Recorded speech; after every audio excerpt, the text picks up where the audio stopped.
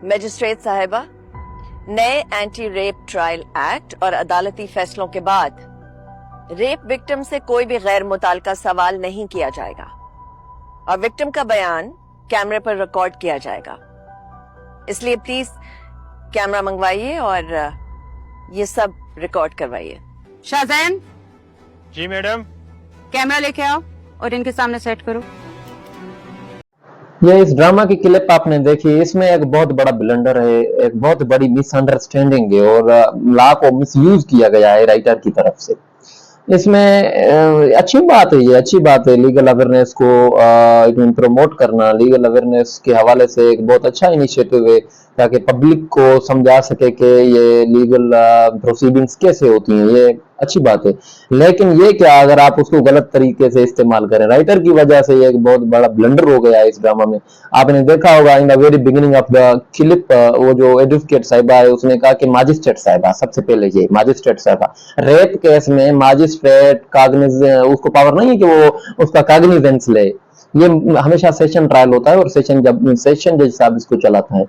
और दूसरी बात जो उसने एक ऑब्जेक्शन लिया, उसने कहा कि इन कैमरा प्रोसीडिंग्स होनी चाहिए। इट मीन कैमरा के सामने आप इसको रिकॉर्ड करें और उसने करवाया, उसकी स्टेटमेंट जो है इन कैमरा में ही रिकॉर्ड करवाई।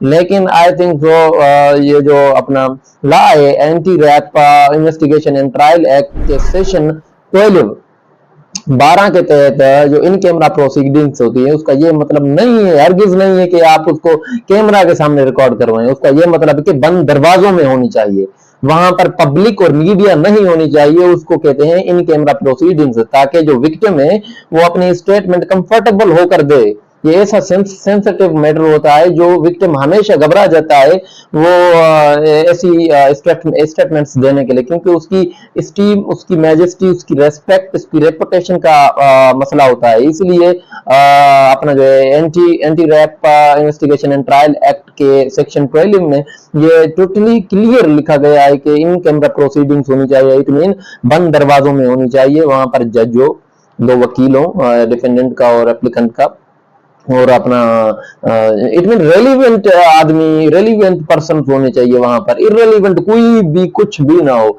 इसी को इन कैमरा प्रोसीडिंग्स कहते हैं। लेकिन इस ड्रामा में आयरानिकली ऑब्जेक्शन उठाया गया कि इन कैमरा प्रोसीडिंग्स को गलत तरीके से लिया गया।